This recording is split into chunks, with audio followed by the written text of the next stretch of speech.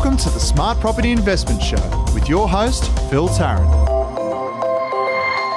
G'day everyone, welcome to the show. Thanks for tuning in. It's Phil Tarrant here, editor of Smart Property Investment. Interesting show today. Evolution. We love this podcast. We love recording it. And as we've gone through this over nearly a year now, the level of engagement we've had is absolutely outstanding. So thank you very much for everyone for tuning in. This week, what we're going to do is essentially a bit of a new segment for the show, Q&A. So I've been banging on for ages now about getting in touch with us and sending in all your questions, and now we've got an inbox full of them. So what we decided to do is just do a Q&A episode of the podcast. So I've got Vivian Kelly here, my regular co-host. She's joining me. She's going to run us through all the Q&A. Viv, how you going? I'm good, Phil. I'm excited to finally answer all of these budding investors' questions. I know. It's some of them are pretty tricky. I think, Viv, you've probably got a good preamble or disclaimer for us that we probably by law need to read out. We're not able to offer any advice to anyone. It's not the scope and focus of this show. We're just here to share some information and our views on stuff. Anything that we do chat about today, make sure that it's not taking into consideration any of your particular circumstances, and I highly recommend chatting with an accountant or professional advisor. Viv, that's probably good enough, is it? Yes. So we do get some really specific requests from listeners who obviously really love hearing your insights and what you've done. So they write in wanting to know your opinion. So I guess what we'll be doing today is giving them your opinion and your thoughts based on an email, but it's definitely not property investment advice. No.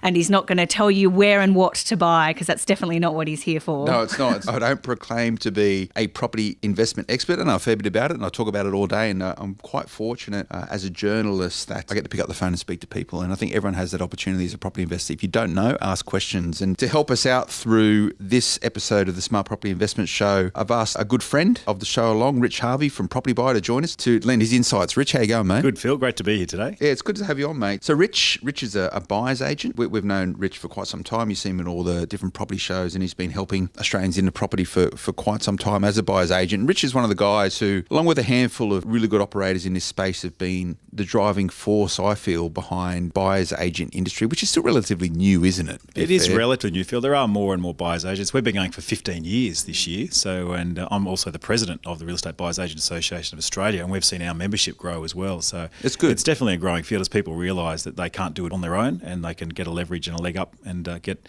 access to properties they wouldn't otherwise see. And this is, if you've been listening to the show for quite some time, I'm a journo. That's my job. I write stuff. I do podcasting. I run a media business, and I'm extremely pro advice. So anyone that's heard my story in terms of building my portfolio, we speak about it a lot, Viv. I don't claim much of the success in our portfolio at all. It's because I've been smart enough. And a good thing that I've done is that I've gone to people who are a hell of a lot smarter than I am to help me do what I want to do. And I guess sort of within that context, a lot of the stuff that we'll talk about today will be how I've used advice in order to get the right results in our property portfolio. So sort of, I guess on that basis, Viv, you want to kick us off and get us going on the first question? Yeah, sure. So Phil, there's huge listener interest in your property portfolio and how you built it quite quickly, all while overseeing a booming media business and starting a family. So here we have a question from Rebecca about how it all began. She wrote in and said, "Hi, I love the SPI podcast and learning about what Phil Tarrant has achieved in his personal portfolio.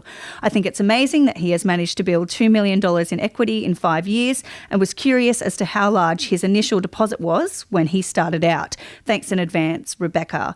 So Phil, can you even remember, how did you get started and how much of a financial backing did you have? Yeah, so savings is what I used. Fortunately, I had some money squirreled away, which I'd been sort of building up over time. Essentially, when we started our portfolio, we went really hard, really quickly. So over a 4 or 5 month period, we probably bought 4 properties, just banged them out in the western suburbs of Sydney, Rich, Mount Druitt, St Mary's, Penrith. Back in the good old days. Back in those sort days, of 5 years ago. Cheaper, absolutely. Yeah, it was a lot cheaper back then, and we identified that market. You know what's interesting, Phil? Those areas are really out of favour at the time. People thought, there's a stigma attached to Mount Druitt, Penrith. Why would you buy out there? That's Westyville. But hey, all those people like you sitting pretty today. We did really well out of it, and I'm not going to claim that we said our buyer's agent said get out there. That this is the place to be. So we went hard really quickly, picked up, I think it was 4 properties over 5 months. And, so I just didn't throw out $250K, straight away in terms of cash. It was over that period of time, and I just went bang, bang, bang, bang, bang, bang. And then I got to a point, we bought really well, and we waited for, these properties sort of rose up in value a little bit, and then we extracted that money and moved on to the next place.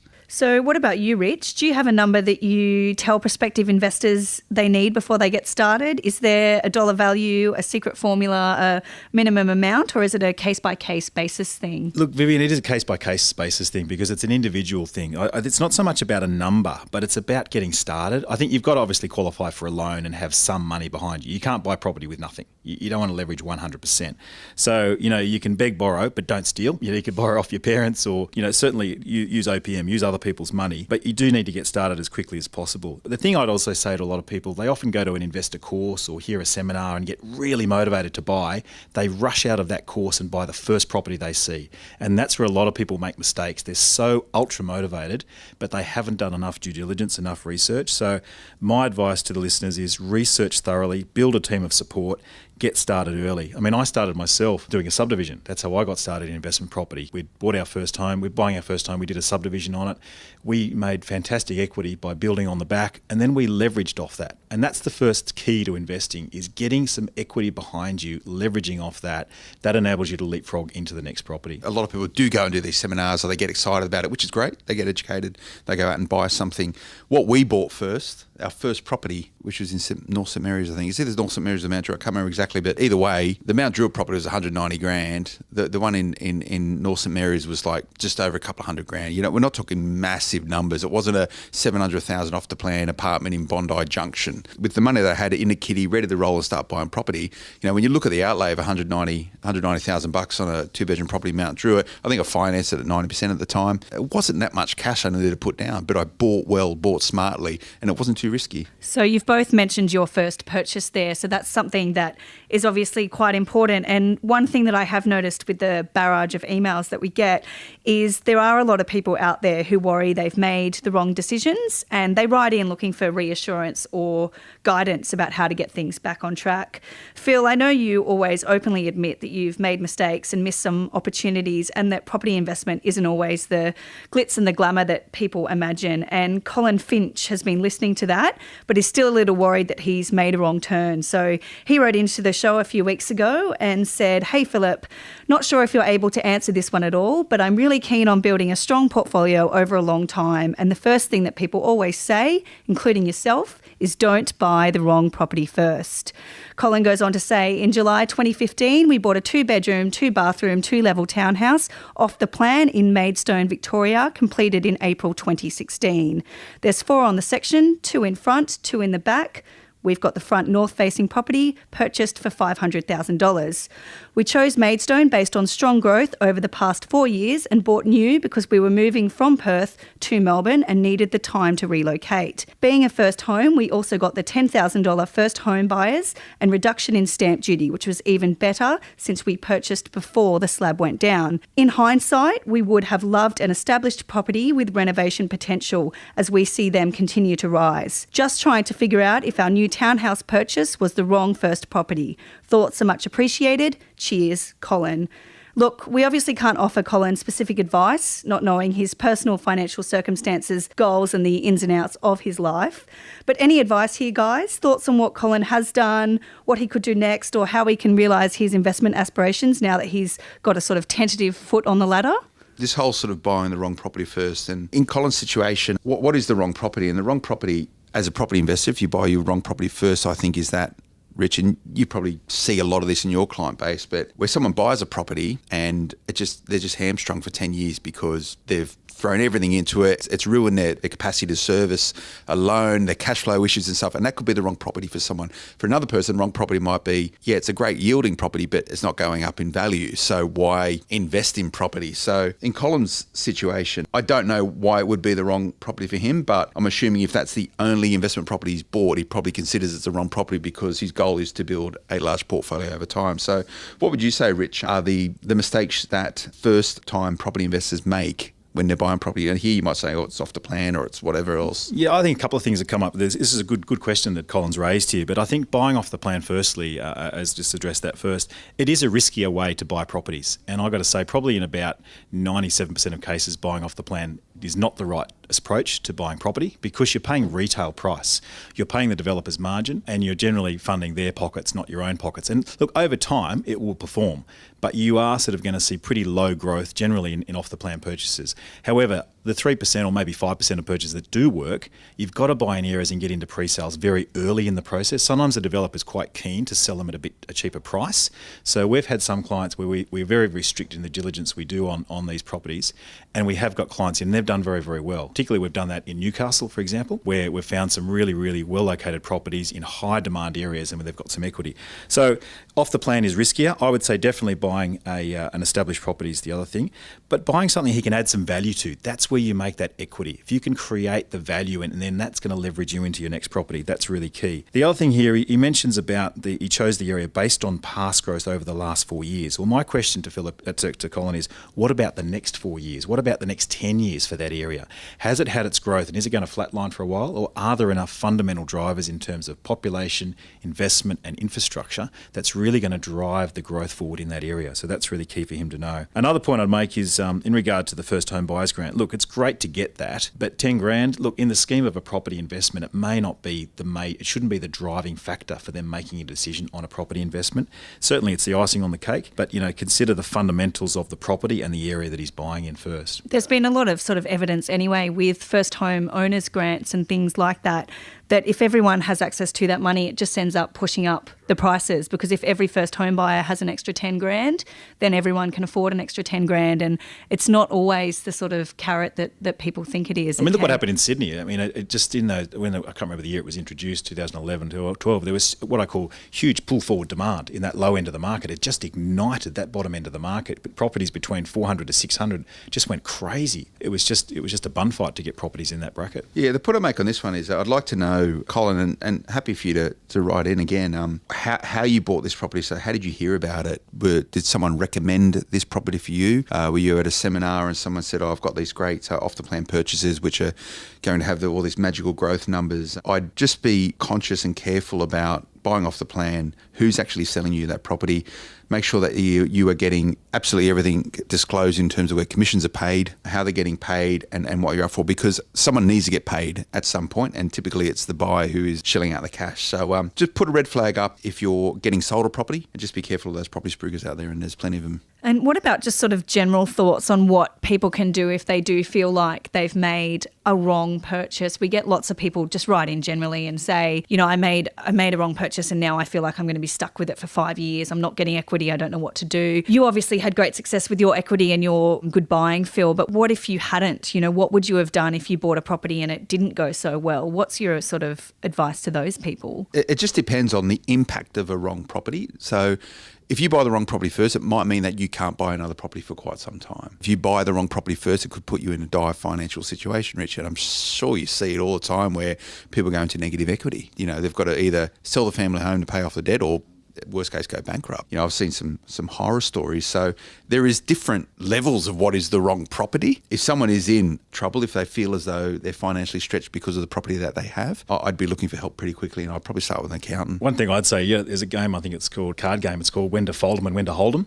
And you've got to know, in property terms, you've got to know how long. If you hold on to a loss-producing asset for 5 years, add up the opportunity cost. This is an economics in me speaking here, but add up the opportunity cost of a 5-year period. Let's say a property is costing you 10 grand a year to hold it, and it's down in value. It's going to cost you 50 grand or higher in present value terms to hold that property over 5 years, and then at the 5-year point exit the property. You might actually be better in some cases just to cut your losses, exit out. But some markets you can't even do that. I mean, those talk about property spruikers. Some of those guys at the shows, Phil, we saw spruiking properties at Newman or Karratha or Port Hedland. I mean, those properties went from $1.1 million in value down to 500 now, and the rents are absolutely terrible. So I feel really sorry for investors that bought in those major mining towns that are really actually stuck with the property, and it's going to take a long while for those markets even to be able to have a sale of those properties. There's a lot of people hurting in that regards, and that is really the wrong property. That is like dire financial wrecking family situations. It's not good. But there's also, just on that, there's also a point in which some markets, like a lot of people talk about the Gold Coast, and it has a lot of booms and busts, but that's a market that's just starting to move into a more upward market now. And there's a point at which you should consider exiting that market or even getting in and out quickly to make some gains in those markets. So you've really got to watch all of the market movements, days on market, volume of sales, median prices, look at all the indicators to work out whether it's good to sell or to hold. Yeah, speaking of investors who are hurting, I had one contact me the other day. Their rent had gone from $2,800 a week down to about $520 a week. And I guess what I would say to that is, if you were getting rent on such a boring basic property that was that high, it was possibly inevitable that it was going to come down. It's a lot of money to be paying. People don't see, Viv, this is, and I say it all the time, people get attracted to the property as this get-rich-quick, way to create wealth immediately. And if it's too good to be true, it's too good to be true. You've got to keep your bullshit radar out. And, some people did really well in the mining towns if they got in and out at the right time. Let's be fair. But they're speculators. Probably should be a long-term play. But anyway, we've got to move on, Viv. We do. So our next question is from Jody Pike, who wants to know more about working with real estate agents. So when investors are buying property, they're often told to remember that the selling agent is working for the vendor. But what about when the investor is the vendor? How can they find the right partner to sell? So Jody wrote in and said, "Hi Phil, loving the podcasts. I'm in the process of selling an investment property and I would be really interested in a podcast on how to choose your agent for sale of the property. One item specifically, how do I work out whether my agent will be a good negotiator when the listing starts getting offers? In my case, I asked questions about how they would handle scenarios and went with the one I liked the most. Not very scientific. But I wonder for future sales what the best techniques would be for them to negotiate the best price. Thanks, Jody." So, Rich, you must work with a lot of agents in your work as a buyer's agent. What have you learnt about how to identify the best ones? Yeah, great question from Jody here. We actually offer a service in this regard. We don't advertise a lot. It's called a vendor advocacy service, where we actually, because we work with agents in local areas, we get to know the good ones and the not so good ones. And the good ones are really tough negotiators. They're actually really hard to buy through, and they do represent the vendor really well. So the things I would look for in an agent, Jody, would be someone who is a tough negotiator, got really good exposure, good local reputation, got a good marketing expertise, and someone who's not a robot, someone who actually has empathy. I think a lot of agents they run this process really in a regimented way and they don't connect with the buyer. So you want someone that can actually have empathy with the buyers and have really consistent communication. In terms of their personality, you've got to have an agent that's very, very confident but not arrogant. You see a lot of very arrogant agents that are, not themselves, but you've got to have agents that are really confident about their ability and prove that with their best results. They might have some street records or some suburb records. So ask them, how do they handle offers? What if you've given them an instruction not to take an offer? What do they do with that? And they've got to have a certain way that they communicate with the buyers around those offers. So Phil, what about you? If you had to pick an agent to sell off your portfolio today, what would you be looking for? Well, not all agents are created equal. We do a lot of work with agents across some of the other stuff that, Viv, real estate business, for example, and we do a big ranking called the top 100 agents. And these are the best agents in the country based on the sale price they get, how many properties they're selling, the sort of size and stuff. And dealing with agents and understanding how they work from a property investor perspective. A lot of people, when they're selling a property, all they care about is the commission. They want to pay as little as possible, and therefore they'll choose the agent that has the lowest commission payable, and they'll negotiate with those agents on whoever can give them the lowest commission. That's not always the best way to go, and I'd probably argue that if you're going to go down a path of just haggling with agents to try and screw them down on commission, you're probably not going to get a very good job out of them, Rich. And you've seen this time and time again. So don't be commission focused, be process focused and be outcome focused. If I was shopping for an agent, I'd get sort of 3 or 4 of them to come in and give me a listing presentation. I'd be asking them questions about, like Rich said, and I completely agree, what sort of record sales they've had. I'd be looking to getting a really good idea on what they think the value of the property is worth. So when a lot of people are selling property, they'll say, I think my property is worth this much. Do you think it's worth that much, Mr. Agent? And the agent will say, yes, it is. And obviously a lot of times it's overinflated because they just want to win the work. And if they think that the vendor is going to choose them because they're going to give them the highest price. What do they call that? Buying the listing, but basically. Buying the listing, and that's not the way to go. An agent is a professional. So I'd be choosing someone who is an expert in the local area that you're selling, and I would get them to do their job, to tell you how much is this property worth and how are you going to sell it? A lot of times agents will look to give any listing a lot of boost through advertising, so vendor paid advertising. So many times an agent will say to you, I think you should spend this money on X, Y, Z, might be print advertising or platform-based advertising. A lot of investors in particular who are trying to make as much money as possible go, no, I don't want to spend any money on marketing, or you need to pay it, Mr. Agent. You need to take it out of your commission. So the good agents, and there are some exceptionally good agents, will be able to control the process with you very well, have confidence in controlling that process with you very well. And they'll tell you no as well. A good agent will say, you're not going to get that. You're not going to sell it for that. If you put it up there, it's not going to sell. It's going to be sitting in languages on the market for ages and ages and ages. And if your property doesn't get sold in the sort of first month or so, you're probably in trouble, aren't you, Rich? That's right. Well, it's all about pricing, positioning and presentation, the 3 Ps that they talk about. So price it right, be realistic. I mean, in New South Wales, there's also underquoting laws. So the agent must give you comparable sales that justify the price that's being advertised at and quote within a 10% range, and then give you constant feedback on the offers that are coming. So bear that in mind too. Jody's question here is very much about challenging the agent on how they would negotiate with a buyer or handling with a particular scenario. I think that's the wrong way to think about it, Jody. They're a professional. That's what they do for a living every single day. That's why you're paying them. You're paying them for that skill. So just because you think they might handle something differently than you would be handling yourself, don't go down that path, because you're paying them a fee for them to do what they do. You need to be comfortable with them. You need to be confident they can get the job done, but don't question them on their on how they'll deal with particular stuff. You got to let them do what they do. All right, great answers, guys. Look, we are running out of time and I've still got pages and pages of questions here, so might have to call it a day here and get Rich back in a few weeks to answer more of the listeners' questions. So guys, if you're listening and you have a question for Phil or for an expert that we speak to, please shoot us an email, editor@smartpropertyinvestment.com.au, and I will eventually get back to you. We will eventually get your question on the show. So Absolutely. Phil and Rich, thanks so much for answering those questions. Yeah, I like doing this. It's good. I enjoy it. It's real world stuff. And the reason why we do this podcast is all about education. So the fact that you're tuning in means that you're investing in property already, and that's making sure that you are armed and knowledgeable to make the right decisions. So, to use one of our first questions, so you don't buy the wrong property first. So keep them coming in.